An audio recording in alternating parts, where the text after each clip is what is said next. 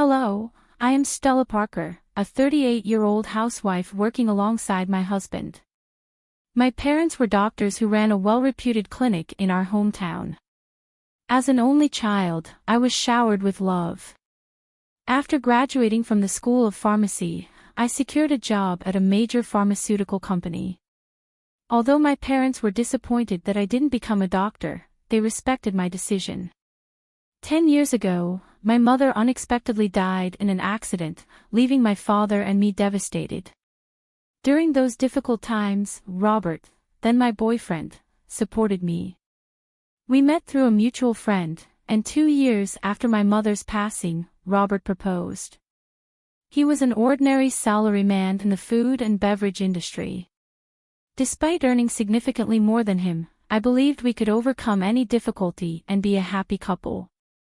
My father was overjoyed when I told him about our engagement. "I've heard how Robert supported you, Stella. Thank you so much. Please continue to take care of her," he said. Facing my father, Robert stood straight and promised, "I will make her happy." Standing next to Robert, I was enveloped in feelings of happiness. The following week, we went to Robert's family home to announce our marriage. His mother, who wore flashy makeup and was divorced from Robert's father, evaluated me rudely. "Marriage, huh? You're Robert's choice, are you? Isn't she a plain choice for you? And she's older, right? Wouldn't a younger and prettier girl be better for you?" Robert quickly retorted, "Mom, you know Pharmaceuticals, right? Stella works there. Her father is a doctor and runs his own practice." I expected Robert to praise my character, but instead, he emphasized the financial advantages. Hearing this, his mother's expression changed to one of satisfaction. "Oh, Robert, you should have told me such important things earlier. That changes everything. I happily approve of the marriage." "Nice to meet you, Stella." "Thank you," I replied. After gaining approval for our marriage from his mother, Robert was overjoyed. However, I couldn't shake off a sense of unease. Despite things going smoothly in our decision to get married, when we were about to register our marriage, my father, a doctor and real estate investor, gifted me an apartment in a luxury building in New York City. I told Robert, "Dad has given me this apartment as a wedding gift, but it's our new home. Let's live here happily and peacefully together." Robert smiled happily, and thus, our married life began. However, after getting married, I realized something unsettling.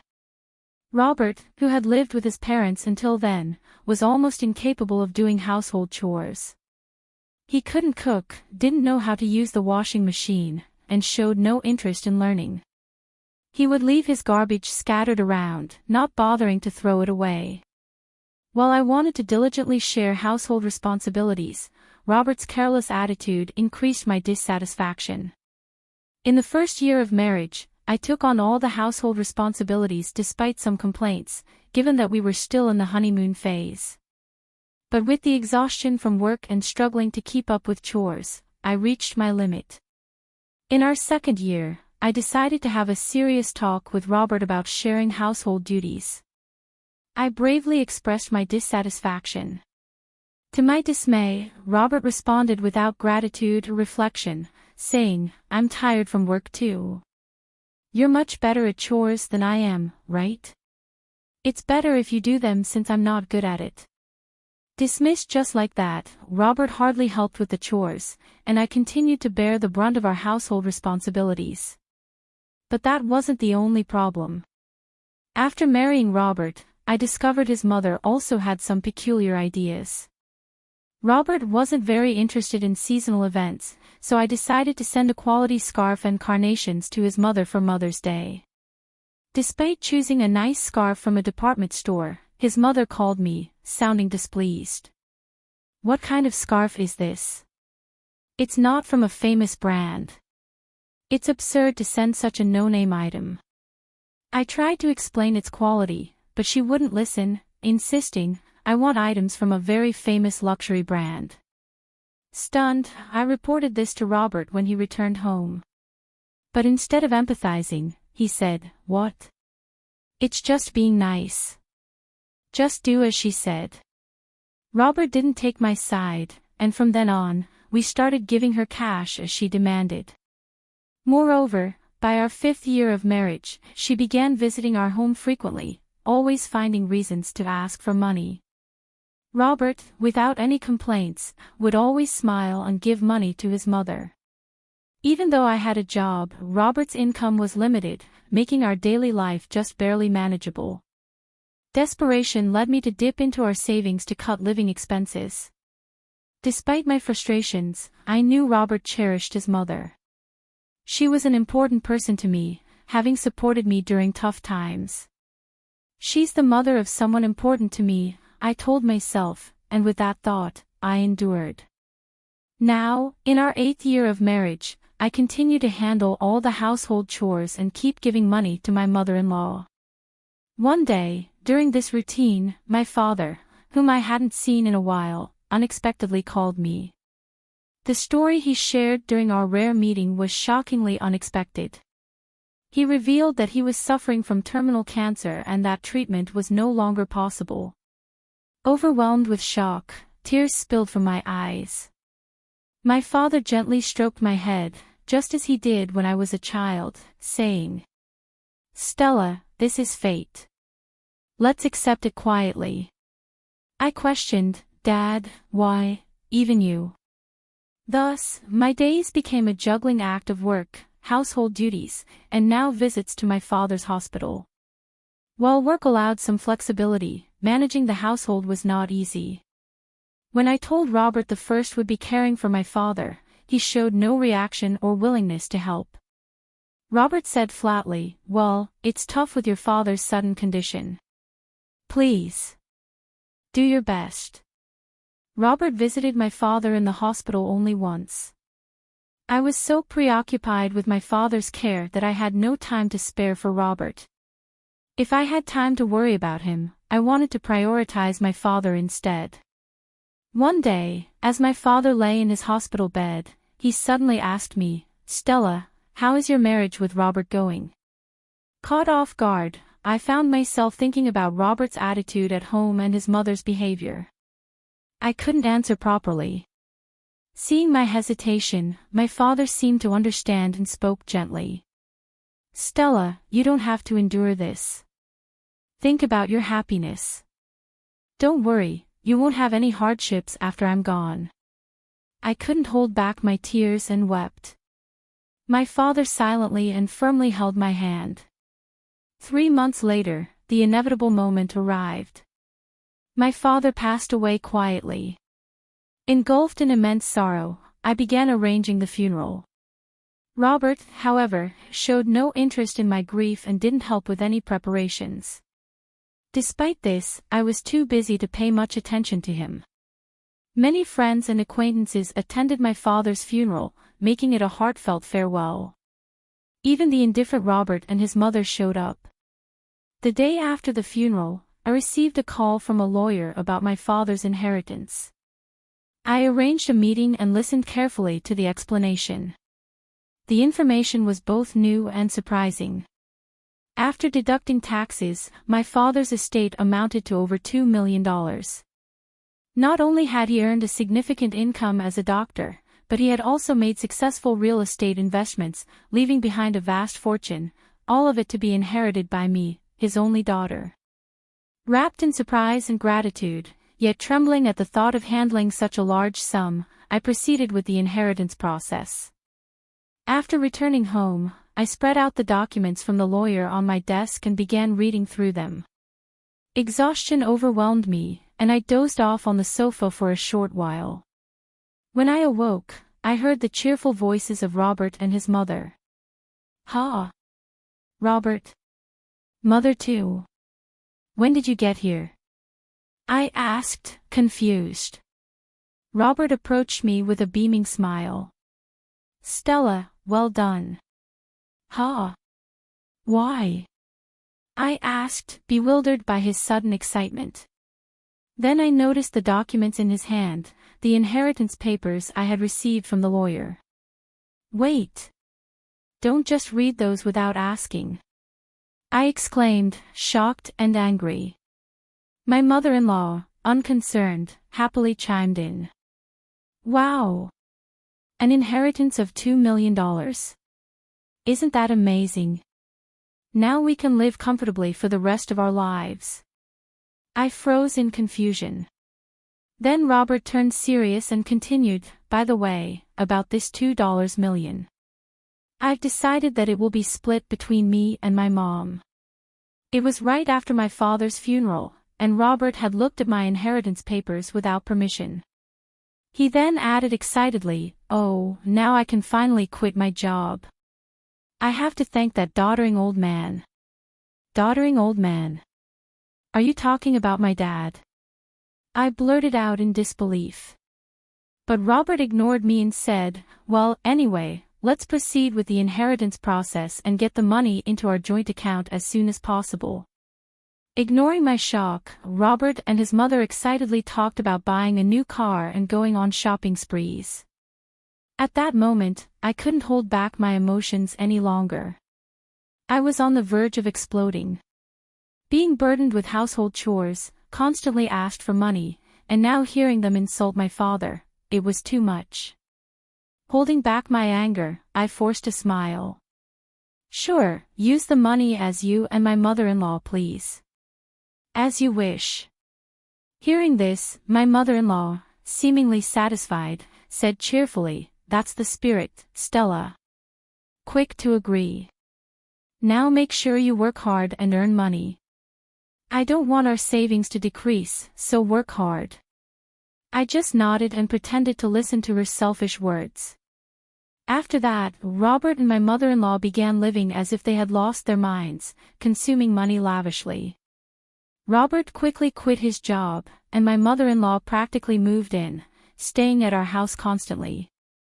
They would leave in the morning and return with luxury brand items they had splurged on. The 3-star restaurant we went to today wasn't as great as I expected, Robert would complain. Yes, it was a bit underwhelming for us, the sophisticated ones, his mother would reply. Meanwhile, they dumped all the housework on me as if I were a maid. Robert seemed to think my father's inheritance would come through immediately. He carelessly withdrew money from our joint account, and my savings of $200,000 dwindled rapidly. When I protested their excessive spending, Robert just laughed it off. What are you talking about? Isn't $2 million coming soon? This kind of spending is no big deal. I'll stop it soon, I warned him. But Robert completely ignored me. Then, a month later, he and his mother suddenly left for a trip to Hawaii. I wasn't invited. I was left alone at home. After seeing them off, I decided to take action. About a week later, while I was relaxing at home, I heard a loud knock on the door. Wondering what was happening, I glanced at the intercom monitor. There stood Robert and his mother, both dressed in aloha shirts, standing at the front door. What do you want? I asked, my voice calm and cold. Robert yelled angrily, what are you even talking about? Why won't the door open? Seeing them confused, I confidently answered through the intercom, well, I changed the locks on the door, so of course it won't open. What? Why? Let's talk this over, my husband pleaded. Calmly, I said. At the nearby cafe. Please go ahead, I'll join you shortly.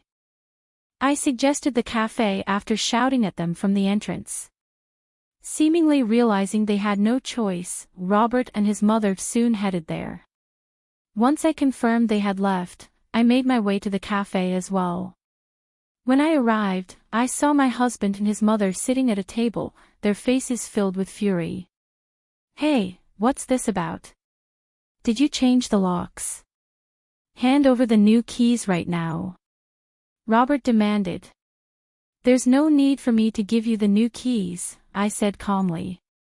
You both need to leave that house.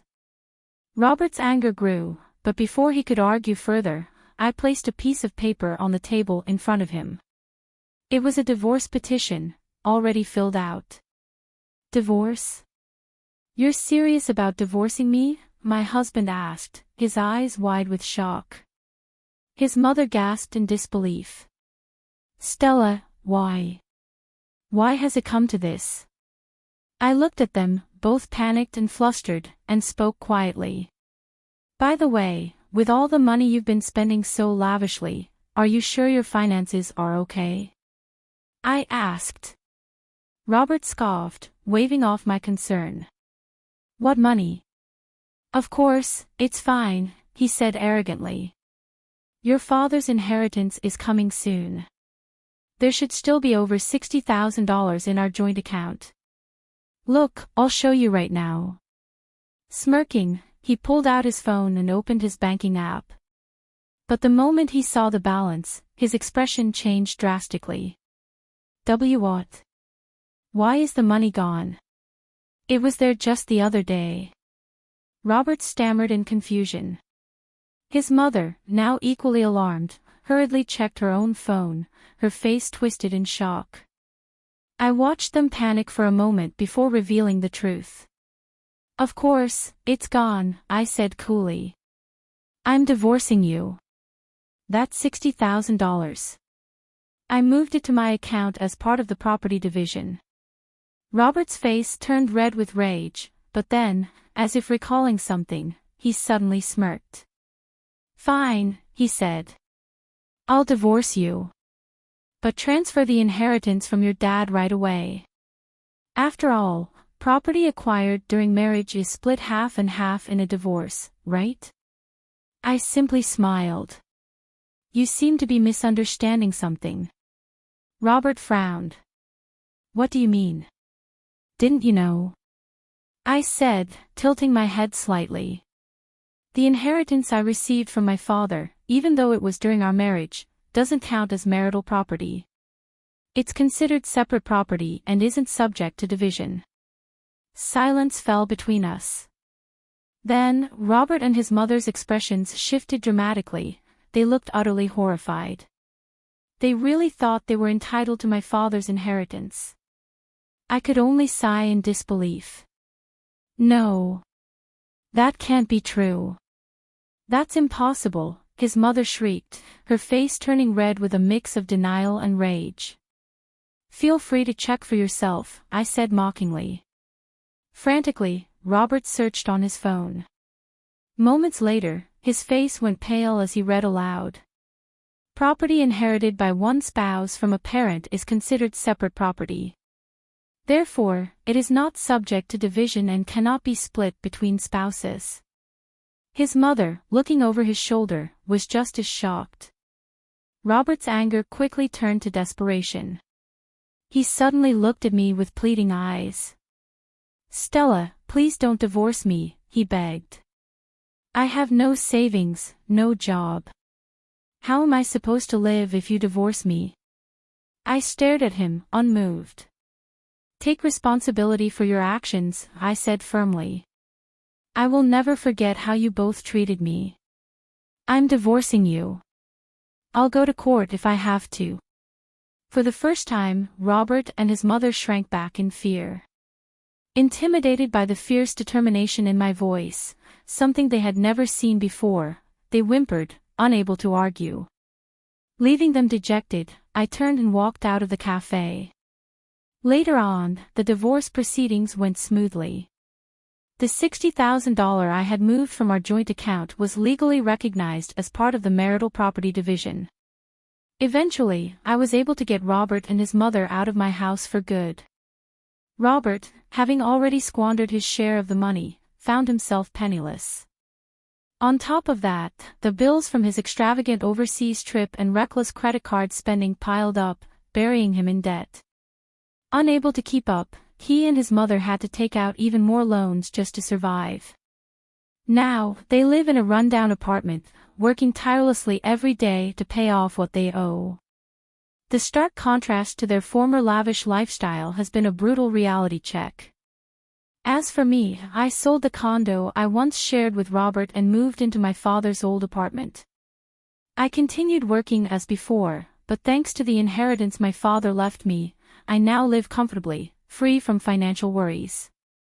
With gratitude to my late father in my heart, I am ready to start anew. I will protect my happiness and cherish the peaceful life ahead of me.